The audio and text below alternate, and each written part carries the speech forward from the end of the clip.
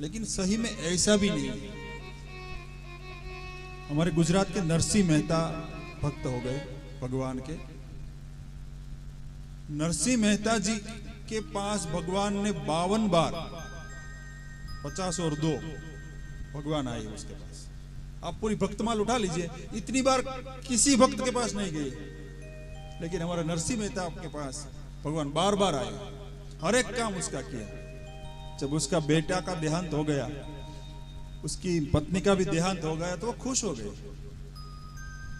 ये तो सब जंजाल भांग गई, अब तो हम भाव से भजेंगे भगवान को। तो उसमें भी वो खुश होते, भक्त है ना, उसमें भी भगवान की इच्छा समझ लेते हैं। नरसिंह मेहता का बेटा था श्यामल दास। आज भी भावनगर में उसके नाम की कॉलेज है, श्यामल दास कॉलेज। और नरसिंह मेहता का कोई काम ही नहीं था। अपने झोपड़े में एक छोटा सा द्वारकाधीश का स्वरूप रख के उसको भजते हैं। पूरे दिन पूरी रात कहां पर भी भजन गाने के लिए चले जाते थे, करताल लेके। कभी आए उसे कोई पता नहीं। उसकी पत्नी का नाम था माणिक मेहती। और उसके जब संत आते हैं संसार में ना, कोई संत स्वरूप, संत चरित कोई संसार में होते हैं, तो उसके विरोधी तत्व बहुत बढ़ जाते हैं। ये सहज है। तो पूरी बिरादरी में, यानी नागर ब्राह्मण की पूरी वहां जूनागढ़ में आज भी जाए, वहां नरसिंह मेहता का चौरा है। और हम वहां से हैं, इसलिए हमें बहुत गर्व भी है कि हमारे प्रदेश में भगवान कई बार आए। वैसे तो हमारे वहां विराजते हैं द्वारकाधीश, लेकिन हमें बहुत आनंद भी है। तो वहां से 400-500 किलोमीटर दूर विसनगर से, पहले तो ऐसा था ना कि कोई मुनीम आए, बहुत बड़े लोग होते हैं, उसकी मुनीम लड़का देखने के लिए नगर नगर जब जाए, उसको अच्छा लड़का लगे, उसके साथ उसकी जो उसका सेठ है, उसकी बच्चे की शादी करवा। ऐसा पहले रूल्स था, ऐसा नियम था। ये तो आज अभी ये निकल गया कि आज तो पहले लड़का लड़की देखे, उसके बाद हम बात करेंगे। ऐसा चल रहा है। और इसमें ही डिवोर्स ज्यादा होता है। पहले डिवोर्स नहीं होता था, ये पद्धति ही नहीं थी। 2 चीज नहीं थी, डिवोर्स भी नहीं था और वृद्धाश्रम भी नहीं था।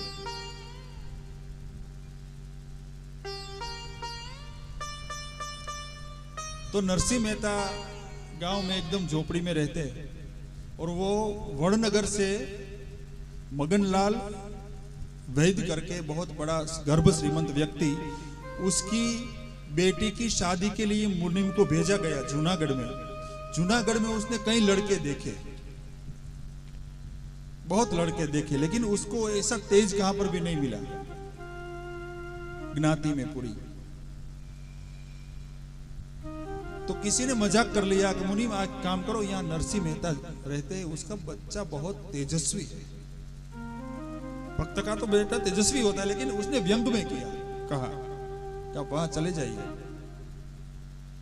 तो मुनीम गया, तो ये तो भगवान का ऐश्वर्य की तो क्या बात है। मुनीम ने देखा, तुरंत उसको पसंद कर लिया कि श्यामल दास के साथ मगनलाल वैद्य की बेटी दे चुके। तो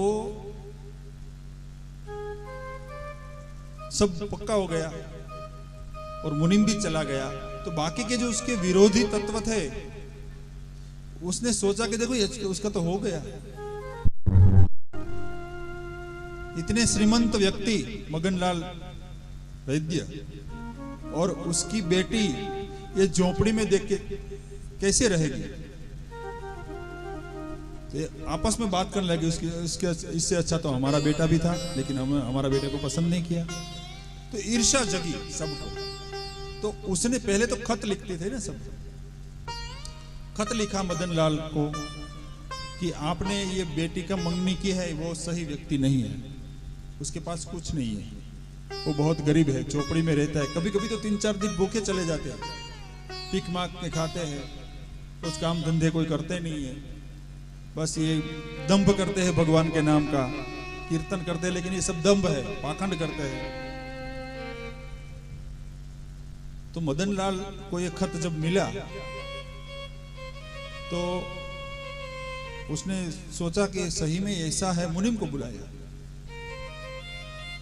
मुनीम को कहा कि तुम जल्दी जूनागढ़ जाओ और ये जिसने खत लिखा है उससे मिलो और सब कंफर्म करो कि क्या मामला क्या है। मुनीम आते हैं जूनागढ़, पहले ईर्षा तत्व को मिलते हैं सब लोगों को, तो कहते हैं कि हाँ देखो ये तो सब ये है।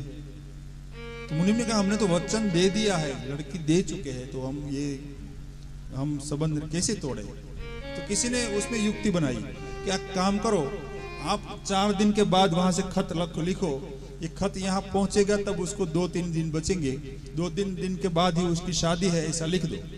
अगर आपको शादी विवाह करना है तो यही तारीख पे आप 3 दिन के बाद तुरंत आ जाओ, वरना नहीं होगा, ये संबंध तोड़ देंगे। तो वहां से खत आया। अब जूनागढ़ और कहाँ वड़नगर 600 किलोमीटर पड़ता है, तो उसके पास तो कोई गाड़ी वगैरह कोई है ही थी, कोई सुविधा ही नहीं थी, सब संतों के साथ घूमते थे।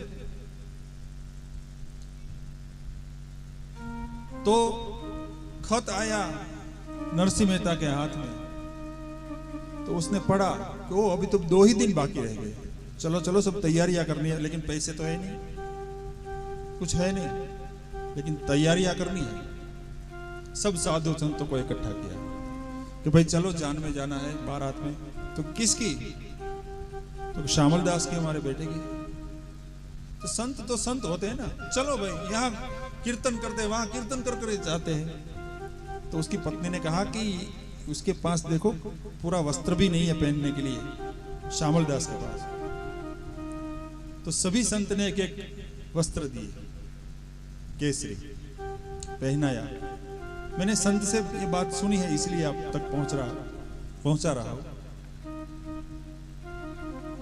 तो गए, किसी ने बेल दिया टूटा फूटा, छोटी सी किसी ने गाड़ी, एक बेल चले एक नहीं चल पाया, तो कभी नरसिंह मेहता उसके साथ चलने लगे गाड़ी को लेके।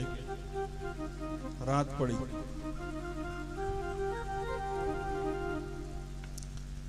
पड़ी और ये तो विठल विठल करके बैठे थे, हाथ में माला ली और भगवान को याद करने लगे। भगवान को जैसे उसने याद किया तो द्वारकाधीश शयन के समय जा रहे थे, उसके कान में आवाज नरसिंह की पड़ी, तुरंत दौड़े, रुक्ष्मणी जी को कहा चलो बारात में जाना है। संत लोग सब सो गए थे, रात पड़ी थी, पता था कि वो पहुंचने वाले ही नहीं, क्योंकि 600 किलोमीटर का अंतर कैसे काटे। सबको भगवान ने योग माया तैयार की, सब निंद्राधीन हो गए और भगवान ने सबको उठा के वड़नगर के एकदम समीप रखा दिया और बहुत बड़ा शमियाना किया, पंडाल हुआ।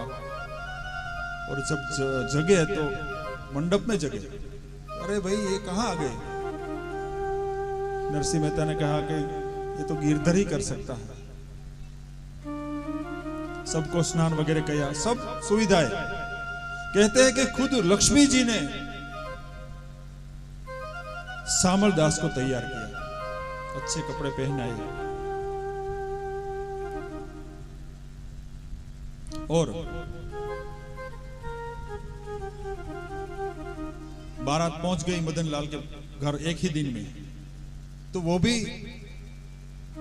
आश्चर्यचकित हो गया कि ये क्या हुआ। तो बाद में की उसकी शादी वगैरह सब हुई। लेकिन मेरे कहने का तात्पर्य वही है